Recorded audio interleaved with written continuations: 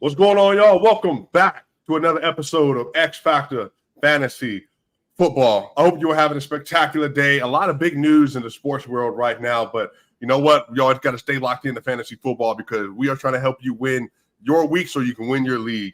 So we got a lot of stuff to get into today. Obviously, we are back with Jenna, back with Jordan, and another great episode, y'all. How are y'all doing today?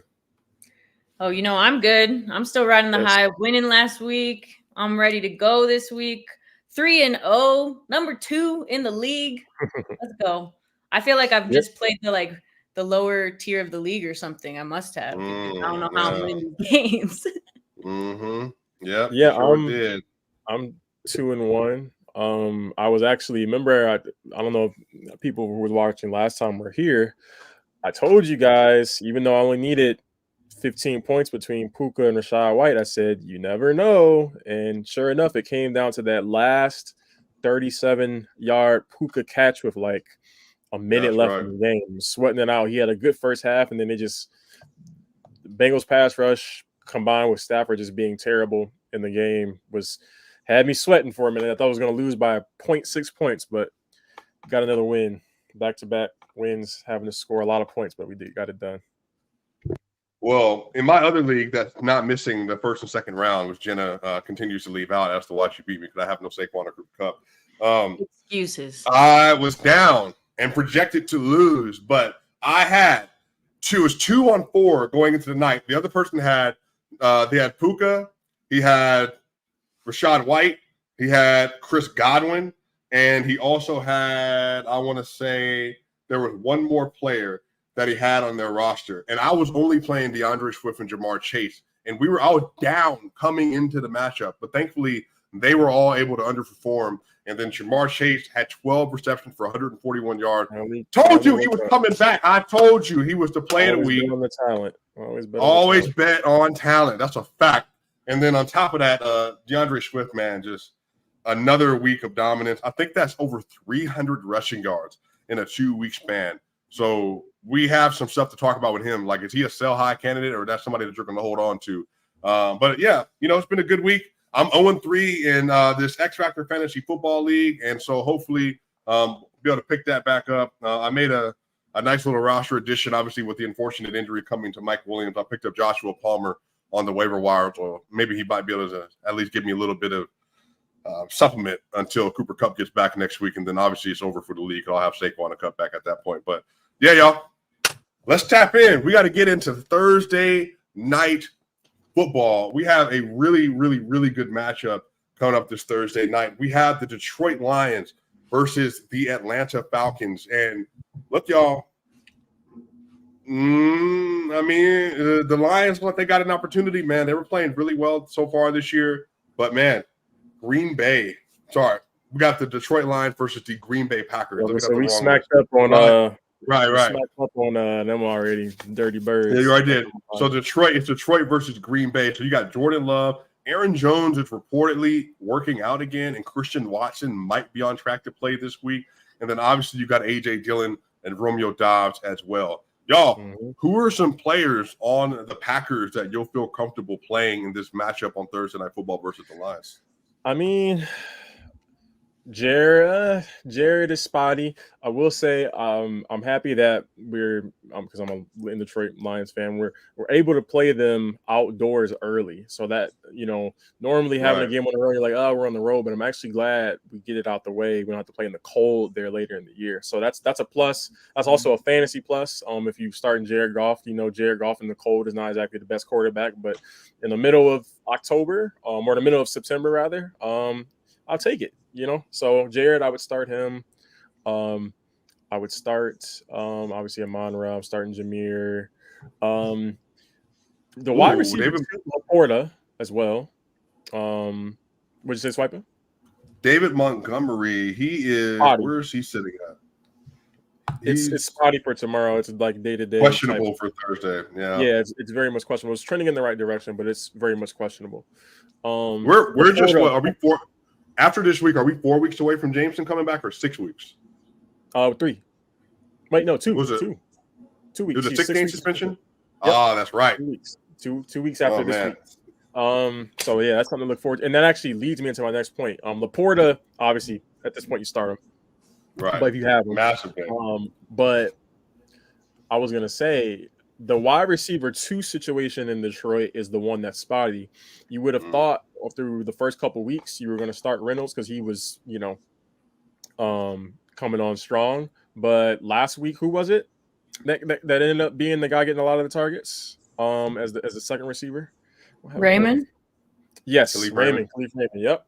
Former Bronco. Yep. Khalif Raymond. So a lot of people went and picked up Josh Reynolds thinking, oh, he's the clear number 2 target while Jameson is out. 0 catches, 0 targets last week. I know this because 1, I watched the team. 2, my brother covered the team. And 3, I had him in a parlay that failed only on that one leg. So Josh Reynolds, I don't know if he's as reliable as you would have thought. That receiver 2 situation in Detroit is kind of spotty. I don't know if there's anybody that's reliable on their side. I would be willing to start, but those guys on the Detroit side, I'll leave you guys to cover the Green Bay side to start. I know. I was like, didn't Swiper just say who we starting from Green Bay and Jordan went? Nah, you can have it. I'm Detroit. We need to get this win, bro. Division. No, for sure. On the Packers, I feel like the Lions definitely I think they get this win. I just feel like they have a better defense overall, better offense. You got the Packers for me, I thought they looked pretty weak, especially on the run defense. So I kind of like their tight end for the Packers, Luke Musgrave. If I'm gonna play anyone on that team, that's the one guy I can kind of like figure out who I'm gonna start. The Lions secondary is only 23rd this year so far, so maybe he gets a couple of short dishes and he can still run the ball against them, but he's not projected more than Laporta or anything like that. But I just don't trust any of their other receivers for Green Bay right now. So that was the only guy that I would start for them. What about you, Swipa? Yeah, I mean, look, if Christian Watson's back, you're obviously playing Christian Watson. I like Romeo Doubs. Romeo Doubs, 2 of the last 3 weeks, has really been taking advantage of a lot of his opportunities. I think that's obviously another I wouldn't say must start. Romeo Doubs is in a place where he's a good flex option, especially consider the fact that Jenna just so accurately and astutely pointed out that the Detroit secondary is not hot garbage, but it's close to a little stinky, So I think if you're looking for a nice receiving flex option, I think Romeo Doubs would be a great pickup. I think if Aaron Jones is back, obviously you're playing him. You know what's funny, y'all? I picked up Jordan Love in I think maybe both of the leagues that I'm playing in right now. Listen to this: Jordan Love, week 1, 23 PPR points. Jordan Love, week 2, 20 PPR points. Last week, 24.26 PPR points. And so far on the year, Jordan Love is sitting at, I think he's QB3 so far this season. He's throwing touchdowns. Right. And so he's not throwing a lot of yards, he's throwing touchdowns though. Right. And so I think if you're looking at a quarterback situation and if you're an unfortunate person like me, we're dealing with the Joe Burrow calf injury. And Justin Fields is clearly regressed so far this year. I think Jordan Love is a start opportunity over both of those players. And I guess let me ask you both, Jenna and Jordan, how comfortable would you feel, at least based on what you've seen the first 3 weeks? Do you think Jordan Love could finish the year as a QB1, which for people that might not be familiar with that, it's one of the top 12 quarterbacks in fantasy? I think not quite QB1. I think he's stream worthy. I think he's an emergency option if you're stacked everywhere else, but QB1 is tough. I think there's enough guys that I would take above him, for sure. If I had to put together a 12, I don't think I would have any trouble getting to that 12, but I think a stream-worthy option. He's probably going to be the first guy I'm looking at if I'm streaming quarterbacks that I'm looking at on waiver wires to stream. But top 12 is a bit ambitious for me, at least to this point in the season. I think they're going to be the definition of balance all year, and I don't even think that throwing a lot of touchdowns. I don't think he's going to throw enough to compensate for. I don't see him throwing for 250, 300 every week. I can see him throwing for 225 and 3 touchdowns, which is a good week, but I don't think that's top 12 worthy, 16, 17 points. Let me ask the both of you this. So if we're looking at Jordan Love, so I'm gonna name another quarterback. If you tell me you'd rather have this quarterback or Love going forward as of right now, CJ Stroud. CJ. Yeah. He's throwing the ball a lot. The rookie. All right. Deshaun Watson. Deshaun. Nah, I'd rather have Love. Interesting. Okay. Yeah. Jared Goff. Jarrett. Okay. I don't know. That's right now. Okay. That's like a toss-up to me. Okay. Well, what about Russell Wilson? So the rankings. Watch Jordan Haidt. It's not even hate. I just don't know that. I don't know what that situation is going to be come 6 weeks into the season. He might not be the starting quarterback. Why would he not be the starting quarterback? Because they're 0-6. I don't know how that's going to go. I don't know that locker room situation, bro. You think the Broncos are going 0-6? I hope they do. I don't know. I don't have their schedule pulled up. I'm just saying, not 0-6 is. I don't know what week into the season would be, but if they suck, I don't know how long they just stick with Russ. Yeah, they have the Bears, the Jets, the Chiefs, the Packers, the Chiefs, and then a bye. They're playing the Bears this week, and I feel like it's a great opportunity for them to try to get a win here against the Bears. 1-5. A win to get what though, Jenna? What should they win? What should they win a game for? What's that going to do? I mean, I guess if you're just like immediately let's go tank, then let's go tank. But it would bring a lot of positivity to the team, which right now just lost by 50 points. I don't know if you remember that, Swiper. Remember that? Couple days ago. I did. You also you cover sports in Denver, so you're a Broncos fan, by the way. I am not a Broncos fan. But actually, this question that you have about Love specifically affects your team, Swiper, because you have Justin Fields and you said you picked up Love on the waiver wire. So who are you starting this week when Justin Fields has a chance to go up against one of the worst defenses in the league right now? This week, it could finally be his breakout week. I thought you were for sure going to be locked in on Fields, and you go and pick up Jordan Love. Well, I just needed somebody to have as a replacement. This is what I'll say. This is my last week of Justin Fields. I think if Justin Fields doesn't get it done, then he is going to the bench. And I'm also, as soon as I have an opportunity, I think if he spikes, I'm probably going to trade him. I just can't trust him right now. But again, he also was not great the first 4 weeks last year. I want to remind people of this. After week 4, he was basic QB1 the rest of the year. So don't completely lose hope. But I will say this. The Broncos are hot trash. They can't stop the run. If you throw it at anybody but Patrick Surtain and Justin Simmons, it's a touchdown. So start Mooney. Start DJ Moore. Start Khalil Herbert.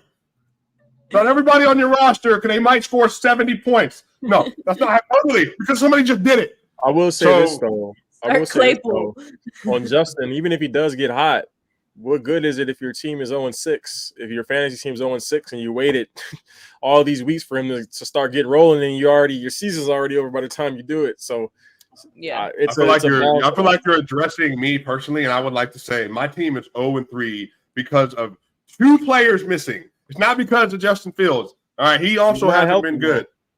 No, he's not. But Cooper Kupp isn't helping, man. Anyway, I'm not getting into this again with y'all. I refuse. All right. So who are we saying definitively that we're starting from the Packers on Thursday Night Football?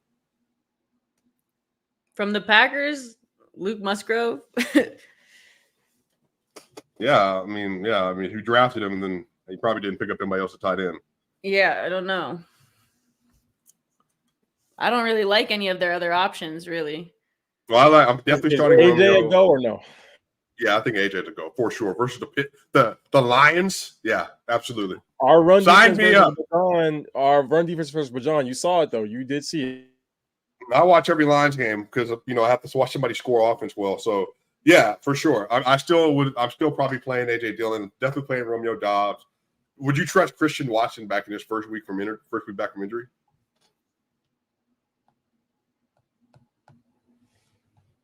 Oh, Jordan, you're on mute. You're on mute. You can hear us? We can't hear you?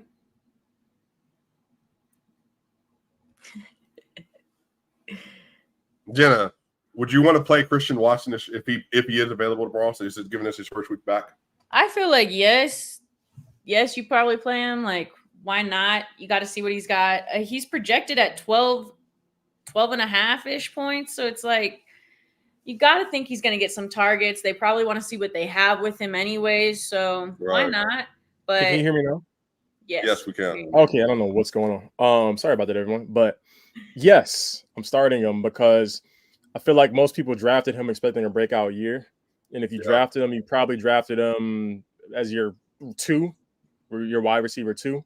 If you have him as a 3, then you're probably in great shape, even with him being out those weeks. But drafted as a 2, you probably faded other receivers who were better than, quote unquote, better than him to build up in other areas. So he's probably the best option you have on your team to start, unless you hit the lottery with somewhere like a Puka or one of the other good waiver options. So yeah, if he's healthy, I'm probably starting him because I probably drafted him in a position to where I waited a little bit later for a second receiver. He's my second guy, and I'm not going to have much better options than him to start. I don't want to make that sound like he's a consolation prize. I think he can have a breakout year still if he stays healthy. This guy has had already a lot of issues staying on the field. He left games for me. I know he was in playoff games for me last year, fantasy-wise, and he left early in the middle of the game. So he has trouble staying healthy. But if he's on the field, I'm putting him out there. Love that. Yeah, so I'm definitely playing Christian probably if he's available. Y'all look into the next subject. We're going to have who would you start? So Jenna Garcia, the great Jenna Garcia, came up with this lovely subject this last week. And basically comparing, as we're looking through the rosters and looking through the matchups for this weekend, who would you rather start? A form of who would you rather in fantasy football edition. And as you evaluate, Jenna, some of these matchups, are there any position? You can start from quarterback, running back, receiver, tight end, wherever. Any player that you're looking at that you would rather start or over another, or a matchup you're looking at to take advantage of? See, I didn't realize that was the game we were playing, so I was just picking like guys that I would definitely start if I had them on my team. That's fine. You can play that as well. You can do that as well. One guy I was thinking I would definitely start is Rashawn Johnson this weekend, running back against going up against the Broncos. He had a really good first week against Green Bay, also kind of similar level of defense that the Broncos are bringing to the game. So I would definitely start him, but I will think of another one while y'all do yours. All right. Well, I can tell you this right now, that if you were blessed enough where somebody didn't rob you in your draft, which I was robbed in my draft, because I told this guy, and I did it on this air, and I told that person right there with the hat on that Nico Collins was my player of the year. You can find late in the draft. If you have Nico Collins or Tank Dell, and you haven't, and you could start both of those players versus the Steelers, I'm starting both of them. Both of them. I think Tank Dell is going to be a dog. I think Nico Collins is going to be a dog. So and they're throwing the ball enough there's enough for both of them. Damien's not quite. It's a gift and a curse because it's kind of coming at the expense, or maybe even because Damien hasn't really been what we've been expecting him to be. Right.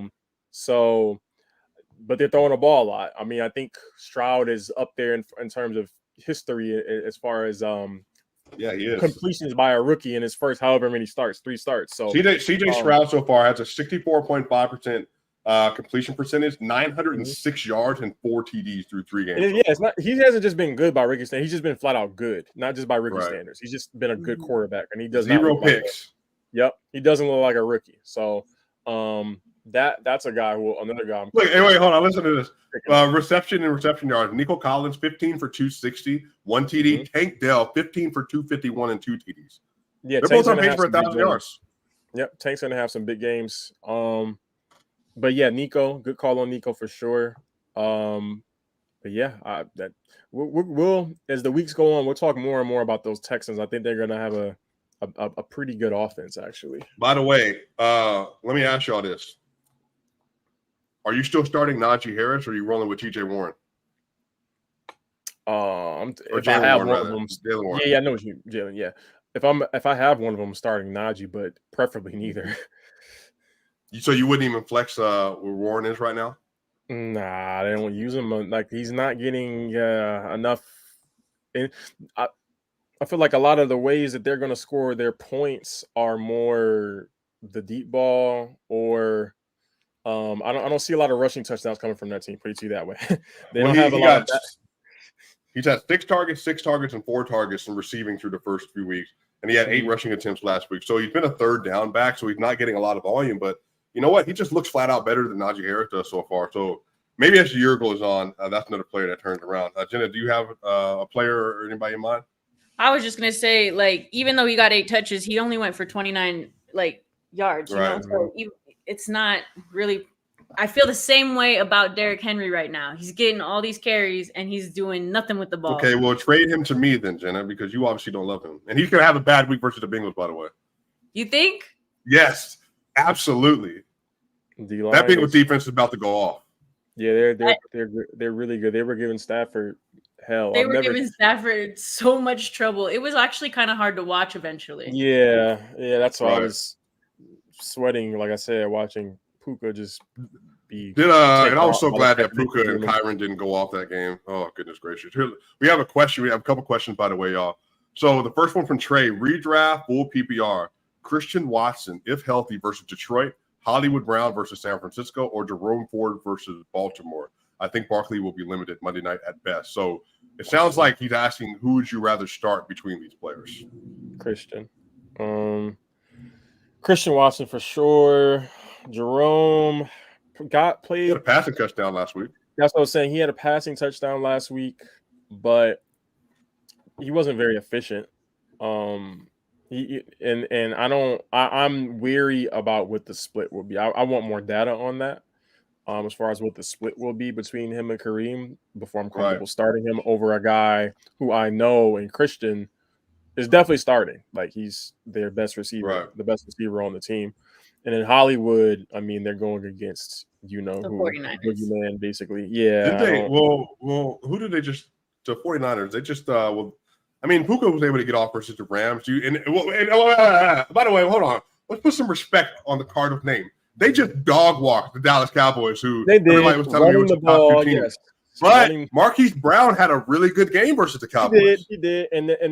And if there's any quote-unquote weakness in the 49ers defense, it would be the secondary. But I think it has a lot to do with Puka's a bigger, more physical receiver that they were using over the middle a lot.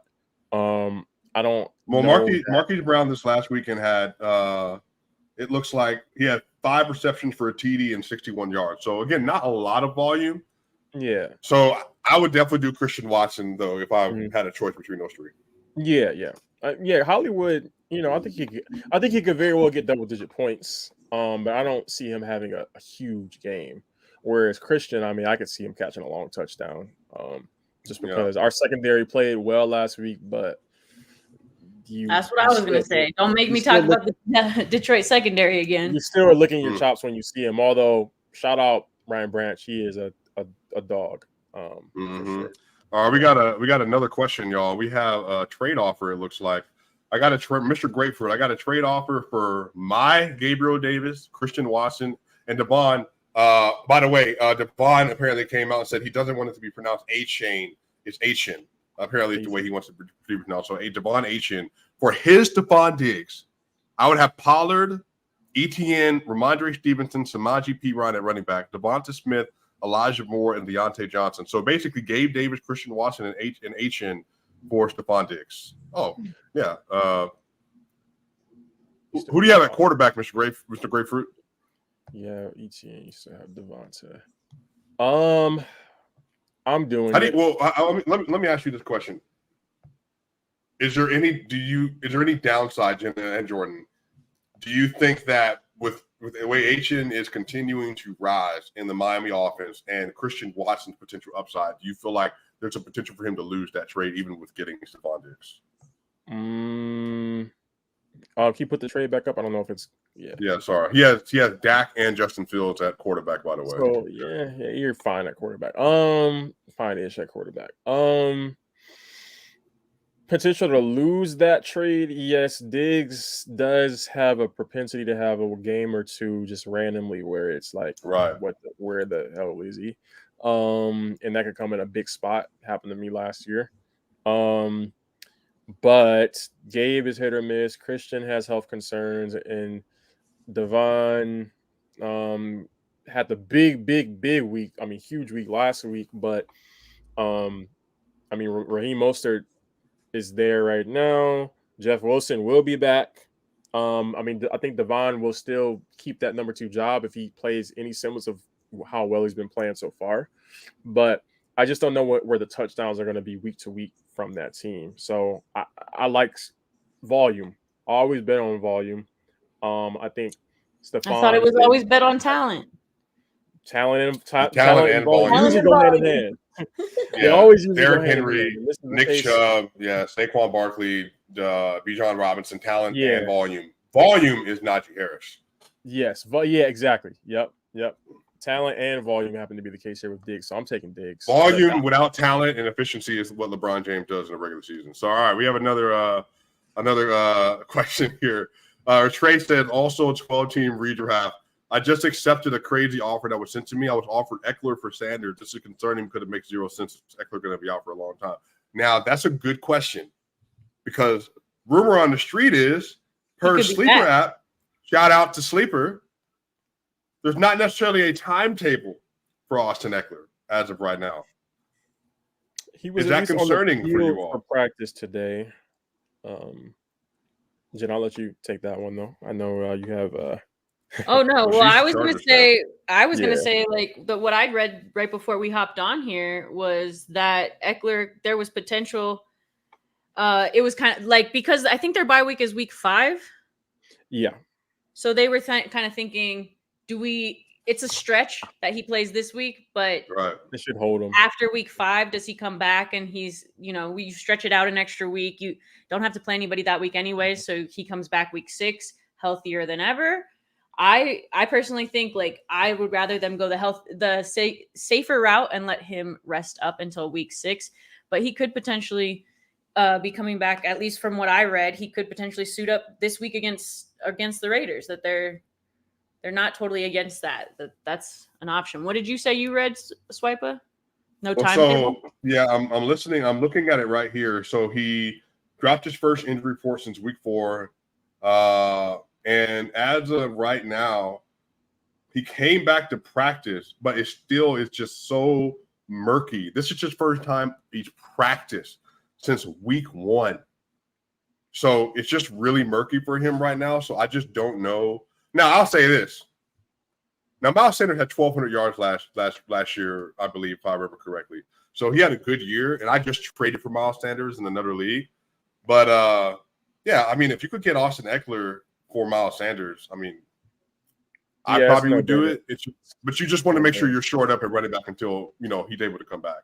No brainer. I don't yeah, it's a no-brainer for me. Well, he said he just didn't understand why the person even made that trade.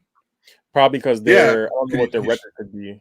That they could have a bad record, or they could just think desperate trade. He's going to be out for some time, or or they just need another running back who's going to produce right now. Yeah, who's going to play. Yeah, right now. Yeah, so I'm taking Austin in that case for sure. What about? Okay, so let me ask y'all this question, because this is one of the themes, as you saw in the lovely thumbnail that y'all get every single week that I know y'all love. I have a question for y'all. What do we do with DeAndre Swift? What do we do with DeAndre Swift?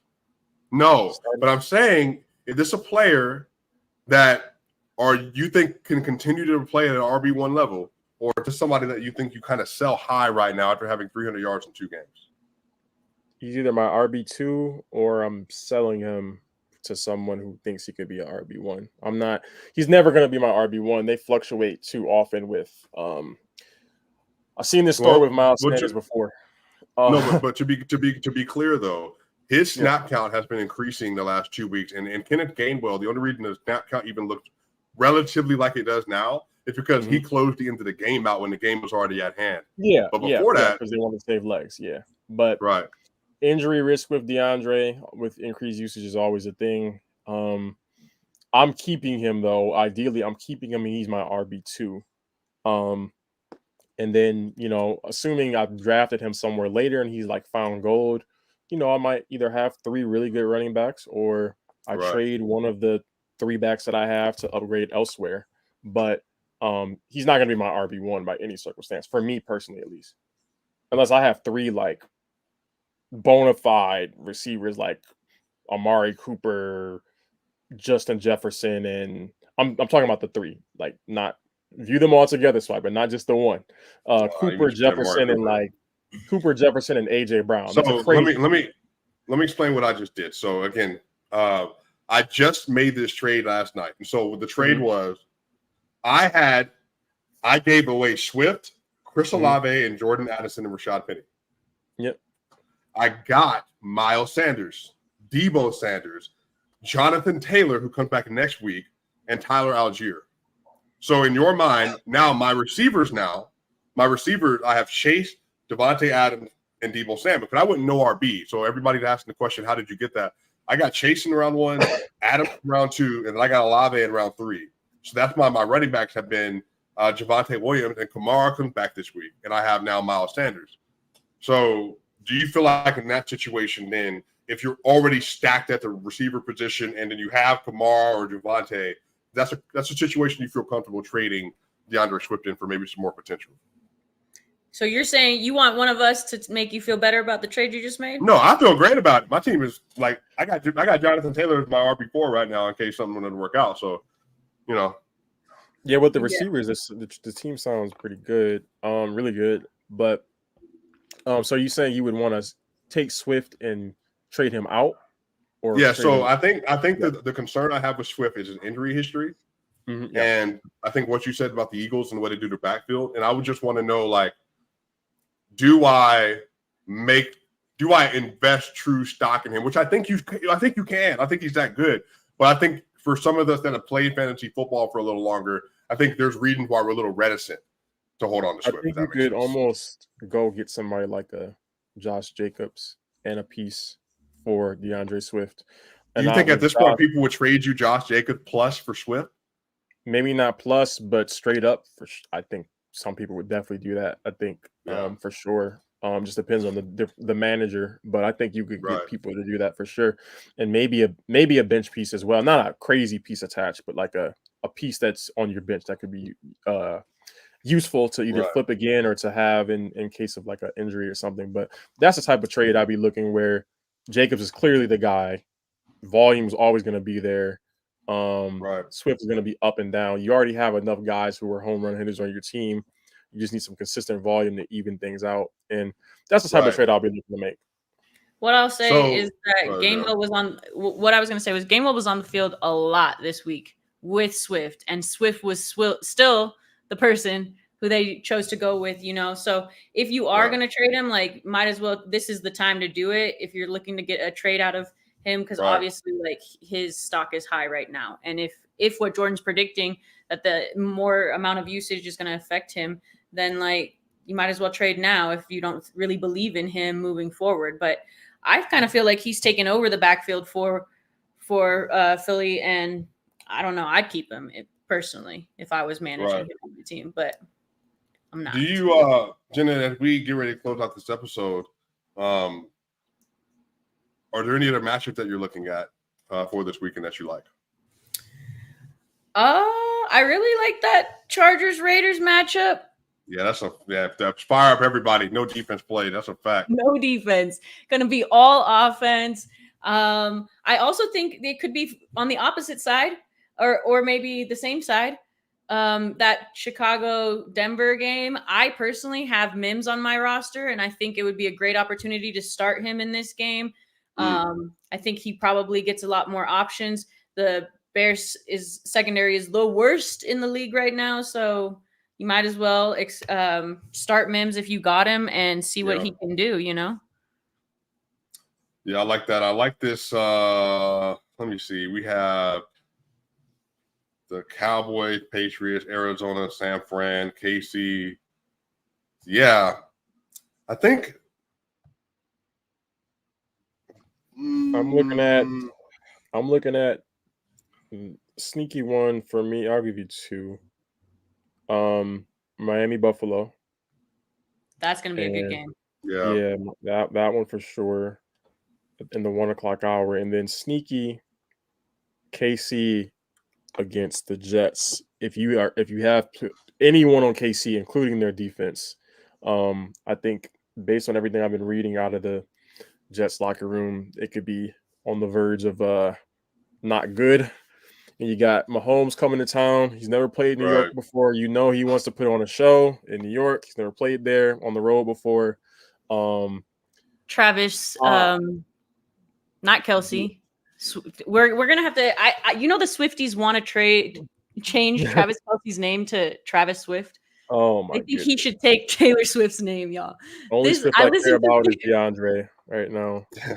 They've already worn me out with it's like Jessica Simpson and Tony Romo all over again. They're gonna show her every time he scores a touchdown, every time he catches a pass. It's gonna. I forgot about those days. Oh, yeah, it's gonna be one of those again. I was trying to think when was the last time we had, and I was thinking like Kobe Brandy, but yeah, Jessica Simpson and Romo too. Jessica Simpson and Romo. Yeah. I mean, we got Jimmy Butler and Shakira. That's another conversation though. Not confirmed. All right.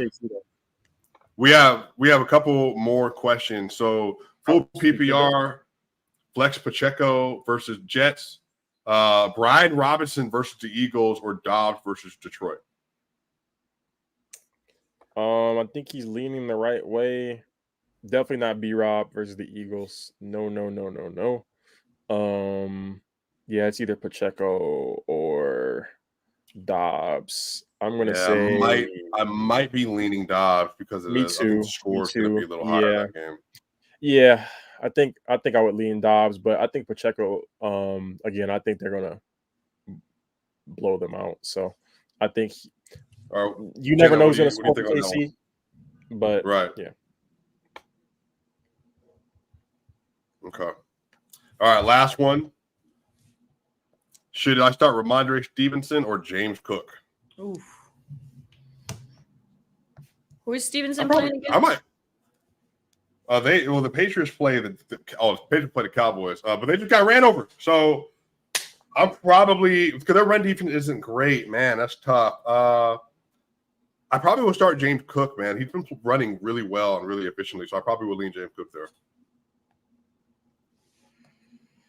Going up against Miami, though.